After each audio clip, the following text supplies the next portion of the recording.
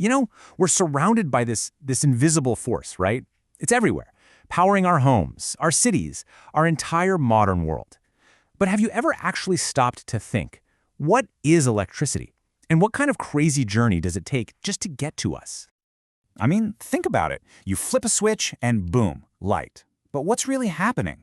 That one simple action kicks off this massive chain reaction, a controlled flow of energy that stretches for hundreds of miles. It's colossal scale physics and engineering. And today, we're going to follow that journey, right from the very beginning to the very end. So long before you even think about flipping that switch, the story's already started. And it doesn't begin in your house. It begins here. Not with a tiny switch, but with a giant furnace.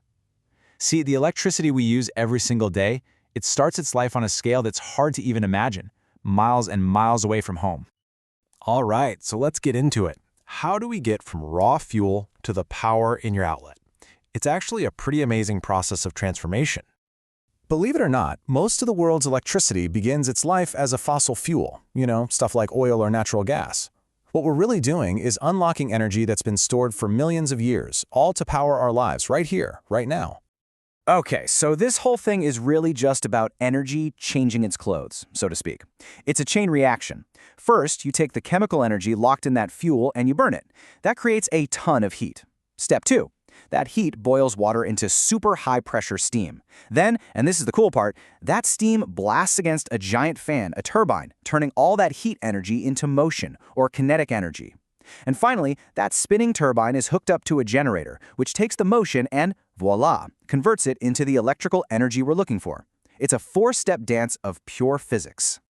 So great, we've made the electricity. Now what? How in the world does it get from that massive power plant all the way to your phone charger? Well, the answer is this huge, interconnected network. It's like a national superhighway, but for electricity. We're talking hundreds, even thousands of miles of wires and cables crisscrossing the landscape, all designed to get power from point A to point B. Now take a look at this. On one side, you've got this gigantic, complex power grid, and on the other, a super simple little circuit, just a battery and a bulb. They look worlds apart, right? But here's the thing. They work on the exact same basic principle. And that big idea is the electric circuit. Here's the deal. For electricity to do anything useful, it needs a complete, unbroken path to travel on. It's got to be a round trip. It flows out from the source, goes through whatever it's powering, like a light bulb, and then travels all the way back to where it started. If that loop is broken anywhere, you get nothing, no flow. It really is that simple. Okay, so we know electricity needs a path, but what actually controls how it moves along that path? Turns out, it all comes down to 3 key players.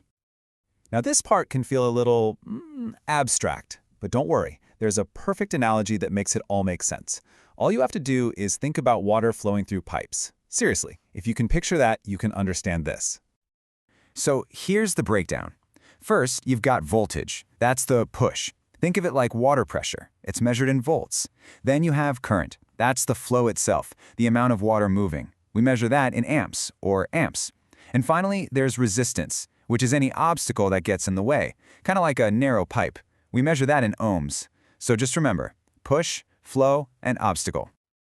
All right, let's look at voltage first. Just keep thinking pressure. It's the driving force, the thing that gets all the little electric charges lined up and ready to go. Without any voltage, they'd just be sitting around doing nothing. It's the get up and go for the whole system. So if voltage is the push, then current is what happens because of that push. It's the actual flow. It's a measure of how many electrons are zipping past a certain point at any given time. This is electricity in action, doing the work. And that brings us to our third player, resistance. Pretty much everything in a circuit, the wires, the bulb, you name it, pushes back against the current a little bit. It's basically the electrical version of friction, slowing things down. And you can see this perfectly right here. Look at circuit A. The electricity has to fight its way through 2 light bulbs. That's double the obstacle, which means higher resistance. And what happens? You get less current. Now look at circuit B. There's only 1 bulb, so it's an easier path, lower resistance, and that lets a stronger current flow through. So here's the key takeaway, the one thing to remember. The more stuff you put in the way, the weaker the flow gets. Higher resistance always means lower current. That simple rule is the foundation for how pretty much every electric circuit is designed. Okay, so we've got the forces down. But what about the materials themselves? How do we build that path and make sure this powerful current only goes where we want it to go, and more importantly, doesn't go where we don't? Well, it turns out pretty much all materials fall into one of two camps. First, you have conductors. These have super low resistance, so electricity flows through them easily. Think of them as big, wide-open pipes. Then you have insulators. They have incredibly high resistance. They're like a pipe that's completely blocked off, stopping the flow cold. So what are some common conductors? Well, mostly metals. Copper is the big one. It's in pretty much all of our wiring because it lets electricity flow so well. You'll also see aluminum, especially in those big overhead power lines, mainly because it's a lot lighter than copper. And on the other side of the coin, you have insulators. We're talking about things like the plastic covering on plugs and wires, or rubber and glass. Their whole job is about one thing: safety. They're there to make sure the electricity stays inside the wires and doesn't get out and, well, shock you. And really, that's the genius of it. Every single electrical device you own relies on this perfect partnership. The conductors are the highway that the electricity travels on, and the insulators are the guardrails, making absolutely sure it stays safely on the road.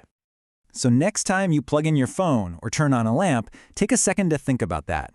You're putting your trust in this incredible team of materials, the copper on the inside doing the work, and the plastic on the outside keeping you safe. It's a simple idea, but it's what makes our entire modern electrical world even possible. So there you have it.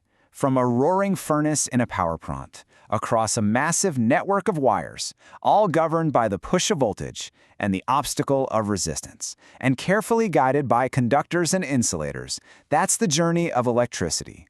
It's just an amazing testament to how we've learned to harness one of nature's most fundamental forces. And it kind of makes you wonder, doesn't it? What's the next great force we're going to master?